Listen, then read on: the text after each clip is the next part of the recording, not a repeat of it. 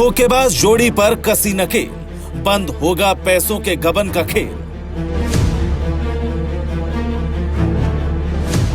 केवल परिहार करते धोखाधड़ी, शासन ने निकाली हेकड़ी। चोरी छिपे फर्जी बिल्डर से एग्रीमेंट, यूपी आवास विकास परिषद से कैंसिल। गजेंद्र सिंह परिहार और केवल सिंह, इन दोनों की जोड़ी खुद को 2 नंबर के काम का माहिर खिलाड़ी समझने लगी थी और इसी 2 नंबर के काम से दोनों ने करोड़ों के व्यारे न्यारे किए। लेकिन समिति सदस्यों के साथ इन दोनों को धोखा करना बहुत महंगा पड़ गया। फर्जी तरीके से किए गए एग्रीमेंट को शासन ने निरस्त कर दिया। अब उसी जमीन के बिना पर एक और बिल्डर से धोखा करना इन्हें महंगा पड़ गया। उत्तर प्रदेश आवास विकास परिषद ने शिक्षा विहार सहकारी आवास समिति के फर्जी तरीके से किए गए नए एग्रीमेंट को निरस्त कर दिया है। ये कार्रवाई उत्तर प्रदेश सहकारी समिति अधिनियम 1965 की धारा 128 के तहत की गई है, जिसकी शिकायत परिषद से की गई थी। समिति के पास 30,000 से ज्यादा वर्ग मीटर जमीन है। इसी जमीन पर हाई राइज बिल्डिंग निर्माण का एग्रीमेंट पहले एनसीआर के जाने माने बिल्डर ग्रुप के साथ किया गया था।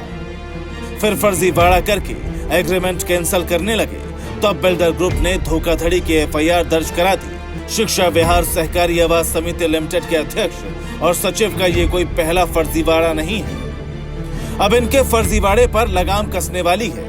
वजह ये कि समिति को पहले तो सभी सदस्यों के साथ मीटिंग करके सभी सदस्यों की सहमति लेनी होगी। परिहार और केवल सिंह ऐसा नहीं करते थे और बाकी सदस्यों को धोखे में रखा जाता था। दूसरा, किसी भी बिल्डर के साथ अगर कोई समिति अपनी जमीन पर निर्माण कराना चाहती है तो इसकी जानकारी उत्तर प्रदेश आवास विकास परिषद को देकर एजीएम से परमिशन लेनी होती है।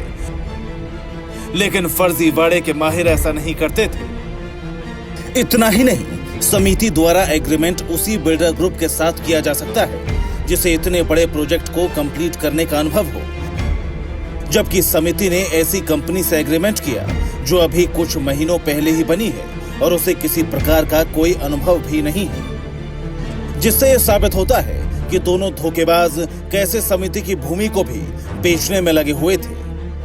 नए बिल्डर से एग्रीमेंट करने से पहले पुराने बिल्डर के साथ एग्रीमेंट डी रजिस्टर करना था। बिना पुराना एग्रीमेंट निरस्त किए नया एग्रीमेंट करना गैर कानूनी था, लेकिन एग्रीमेंट डी रजिस्टर नहीं किया गया। परिहार और केवल सिंह ने हर जगह धोखा किया। अब इनके फर्जीवाड़े की पोल खुल चुकी है। समिति सदस्य भी परिहार और केवल सिंह का खेल समझ चुके हैं। ऐसे में एक पुरानी कहावत है, बकरे की मां कब तक खैर मनाएगी। तो दोनों धोखेबाज कानून के लंबे हाथों से आखिर कब तक बचेंगे।